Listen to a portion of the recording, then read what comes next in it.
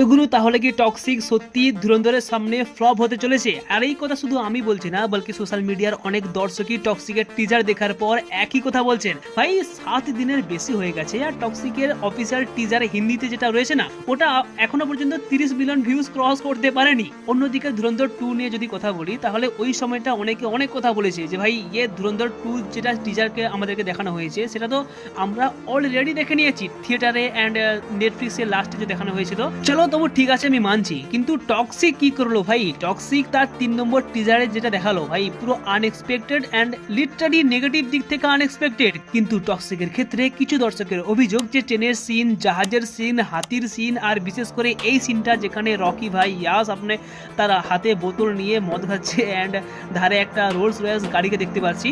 তো অনেকেই বলেছেন যে এই সিনগুলো না পুরো 110% সিজিআই আর গ্রিন স্ক্রিনে শুট করা হয়েছে। 600 কোটি বাজেটের ছবি ভাই, যেখানে বলা হচ্ছে এটা কেজিএফ 2 থেকে 4 ডবল। কিন্তু ভিএফএক্স নিয়ে এরকম অভিযোগ কিন্তু সত্যিই চিন্তার বিষয়। তবে হ্যাঁ, অফিসিয়াল ট্রেলার এখনো আসেনি, মার্চের মাঝামাঝি সময় आई थिंक देखने को मिल जाएगा। लेकिन जो भी है 19 मार्च सिनेमा कन्फर्म। तो ततक्षण पर्यंत आई थिंक अपेक्षा करा छाड़ा আর তো কোনো উপায় নেই।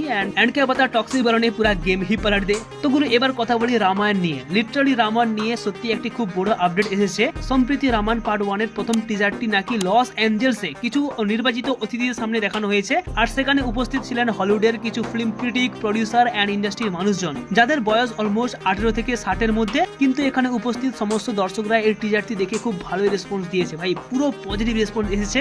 যদি এখনো পরিষ্কার নয় কি টিজারটা হিন্দিতে দেখানো হয়েছিল নাকি ইংরেজিতে, আর যারা দেখেছেন তারা ভারতীয় নাকি বিদেশি সেটাও জানা যায়নি। তবে শোনা যাচ্ছে যে 26শে মার্চ রামনবমীর দিনে ভারতে অফিসিয়ালি টিজারটি লঞ্চ করা হতে পারে।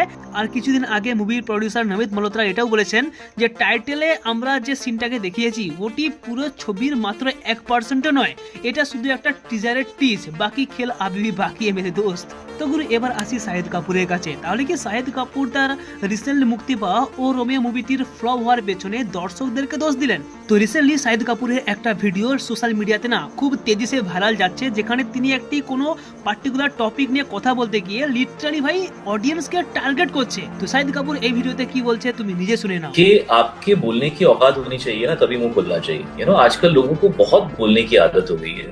खुद पहले देख लो आप कितने पानी में हो, फिर बात करो। যদিও শাহিদ কাপুর এখানে ডাইরেক্টলি কিছুই বলেনি, কিন্তু সোশ্যাল মিডিয়াতে না যে পরিমাণে যে অ্যাঙ্গেলে শাহিদ এখানে কথা বলছেন, তো এটা শুনে বোঝা যাচ্ছে যে রিসেন্টলি ও রবি মুভিটা মুক্তি হওয়ার পরে যে পরিমাণে নেগেটিভ রিভিউ এসছে ভাই, লিটারালি শাহিদ কাপুর ইনডাইরেক্টলি এটা নিয়েই কথা বলেছে। দেখো, জানি না তুমি শাহিদ কাপুরকে কতটা সাপোর্ট করবে কি না, কিন্তু আমি কিন্তু এই মতাদর্শের একদম বিরুদ্ধে।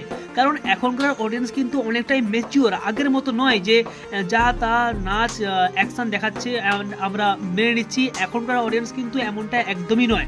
ভালো ছবি হলে মানুষ কিন্তু প্রশংসা করে, আর খারাপ ছবি হলে কিন্তু সমালোচনা তো করবেই, কারণ মানুষ টাকা খরচ করে সিনেমা হলে দেখতে যায় ভাই। তো গুরু এবারে আসছে অক্ষয় কুমারের কাছে। তো অক্ষয় কুমারের আপকামিং ভূত বাংলা ফিল্ম থেকে একটা নতুন পোস্টার সামনে এসেছে, আর সাথে সাথে রামজি ভালা করে নামের একটি গানও রিলিজ করেছে। কিন্তু গানটি নিয়ে কাফি মিক্স রেসপন্স দেখা যাচ্ছে, গানটিতে কিন্তু অতটা রেসপন্স আসছে না।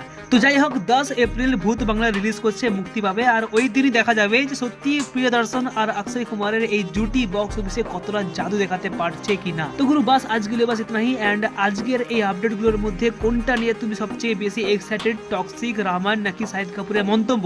কমেন্ট করকে জানাও ভাই।